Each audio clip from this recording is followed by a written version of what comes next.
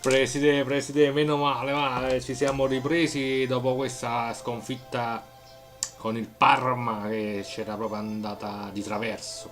Questa volta invece con la Lazio, certo non è che anche se il risultato è stato buono, 4-2 per il Napoli, con tripletta di Higuain, bravissimo Higuain, ma anche Mertens dobbiamo dire, ha sbloccato una partita non facile dopo che eravamo addirittura andati in svantaggio grazie a quel gol di Lulic che si è bevuto un attimo al Biol. Però tutto sommato non ci lamentiamo, perché qua stiamo per finire il campionato, 5 giornate e la Champions la sentiamo sempre e non ci dimentichiamo che dobbiamo andare là in Champions. E lo so, via diretta forse non è possibile, abbiamo detto ormai di no.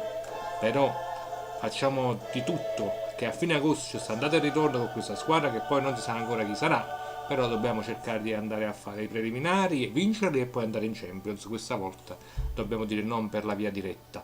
Vabbè, sarà un'ulteriore partita che ci dobbiamo andare a vedere. Presidente, dobbiamo tifare per il Napoli, che però intanto dovrà anche affrontare la Juve. Sì, sì, sì, per la Supercoppa italiana. Quindi per andare ad affrontare la Juve in Supercoppa il 3 maggio, giorno del mio compleanno, dobbiamo vincere contro la Fiorentina. E quindi ecco perché l'importanza di questa Coppa Italia. Per esempio, teniamoci pronti, forti, cazzuti, perché contro la Fiorentina dobbiamo vincere per la Coppa Italia, per mettere un altro trofeo in bacheca, ma soprattutto perché ci abbiamo sfidato contro la Juventus per andarci a riprendere quella Supercoppa che abbiamo lasciato a Pechino un paio di anni fa.